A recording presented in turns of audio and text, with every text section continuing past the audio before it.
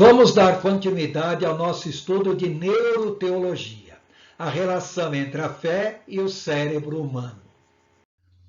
Chegamos agora à última década do século XX, a década de 1990, quando ocorreu uma verdadeira revolução tecnológica e psicofarmacológica com relação ao entendimento da fisiologia do cérebro humano.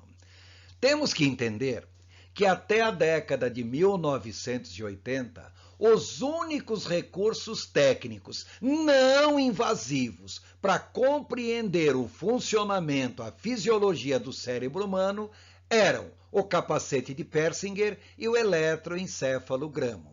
É interessante observar que o cérebro humano não realiza nenhum movimento mecânico. E além de não realizar movimento mecânico, até a década de 1980 não se sabia praticamente de nenhum produto que fosse excretado, que fosse produzido pelo cérebro humano. O conhecimento dos neurotransmissores era algo bastante restrito nesta ocasião. Mas algumas descobertas científicas acabaram ajudando bastante o entendimento do funcionamento do cérebro humano, principalmente na década de 90 em diante. Em 1940, Edward Miles Purcell e Felix Bloch, ambos americanos, inventaram o que ficou conhecido como aparelho de ressonância magnética por imagem, ou RMI. Graças aos seus estudos, os dois acabaram recebendo o Prêmio Nobel de Física em 1952. Através da ressonância magnética por imagem, era possível fazer um mapeamento do cérebro humano, determinar tumores, anormalidades, deformações, mas ainda não era possível entender a fisiologia do cérebro humano. Mas, de qualquer modo, ao entender alguma deformação no cérebro humano, sem precisar de uma cirurgia invasiva, isso já foi uma evolução bastante substancial no estudo em si da neurologia. Em 1963, David Edmund Cole inventou o que recebeu o nome de tomógrafo computadorizado por emissão de fóton único ou fóton simples, o SPECT, Single Photon Emission Computed Tomography. O objetivo desse aparelho, dessa invenção, era fazer uma radiografia mais perfeita e menos danosa que os aparelhos de raio-x. Em outras palavras, uma pessoa que é submetida a raio-x acaba desenvolvendo alguma forma de câncer.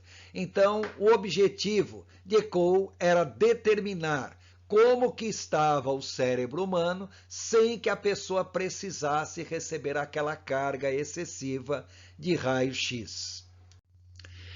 Em 1973, uma outra invenção veio muito a contribuir para o entendimento da fisiologia do cérebro humano, embora não fosse esse o objetivo inicial. Edward Joseph Hoffman e Michael Edward Phelps inventaram o tomógrafo por emissão de positrons, o PET, que é o Positron Emission Tomography. O objetivo era fazer um diagnóstico mais preciso de câncer no interior da cavidade encefálica antes de qualquer intervenção invasiva. O objetivo era analisar os tumores de tal maneira que quando a pessoa fosse submetida a uma cirurgia, o médico poderia ser mais específico no local onde atuaria, com menos danos a tecidos próximos. O que nós temos que entender é que essas três invenções, tanto a ressonância magnética, como o SPECT, como o PET, os objetivos eram estudar as estruturas, as anatomias, mas quando a pessoa estava submetida a esses aparelhos, conforme o estado emocional, conforme os estados que a pessoa estava passando, não só no aspecto emocional, mas também no aspecto cognitivo, era possível determinar que áreas do cérebro estavam com o seu funcionamento mais ativado. Então, com o aperfeiçoamento desses três recursos técnicos, na década de 90 foi possível observar o funcionamento dos órgãos encefálicos. Então, a ressonância magnética RMI recebeu o nome de FRMI, como também o SPECT e o PET foram agregados com um F na frente para indicar funcionamento.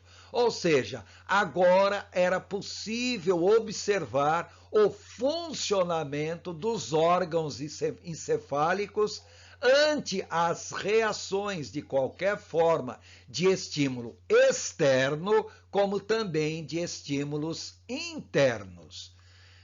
Com a observação disso, uma coisa curiosa. Agora, era possível observar como atividades emocionais e também atividades éticas e morais afetavam o funcionamento do cérebro humano. E mais do que isso, como atividades espirituais, tais como oração, meditação, êxtase espiritual, manifestações carismáticas, milagres, etc. Como esses tipos de atividade atuavam sobre áreas e órgãos específicos de toda a região encefálica. E, com isso, foi possível comprovar algo extremamente importante.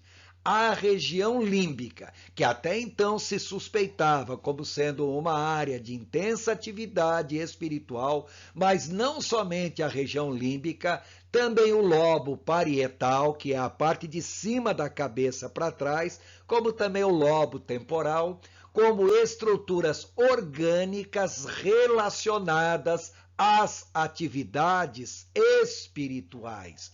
Portanto, a partir daí, nasce a neuroteologia como uma ciência, procurando entender a relação entre atividades espirituais e funcionamento neurológico. É óbvio que tais descobertas acabaram dando um grande incentivo ao desenvolvimento da psicoteologia propriamente dita. Na década de 1990, duas outras coisas nós também temos que considerar além do avanço tecnológico. Houve um avanço significativo no estudo e identificação dos neurotransmissores. Até então se entendia que neurotransmissores eram hormônios. A partir daí passou-se a entender que neurotransmissores não são hormônios, não são produzidos por glândulas endócrinas, mas são produzidos por células nervosas e já foram identificados mais de 150 tipos de neurotransmissores diferentes. Além disso, também, a partir da década de 90, surgiram diversos novos medicamentos ou psicofármacos, os quais permitiam inibir ou ativar o funcionamento de órgãos encefálicos específicos. Então, áreas mais afetadas que tinham seus efeitos sintomáticos que prejudicavam a vida da pessoa, essas áreas poderiam ser inibidas, poderiam ser ativadas, poderiam ser modificadas de acordo com o uso de psicofármacos. Os psicofármacos objetivavam o tratamento das psicopatologias, mas permitiram também o entendimento de diversas funções neuronais, inclusive das atividades consideradas essencialmente espirituais. Um exemplo: uma pessoa que pode ter algum tipo de epilepsia pode manifestar uma religiosidade extremada. de acordo com o uso do psicofármaco que é feito, a própria religiosidade da pessoa é modificada.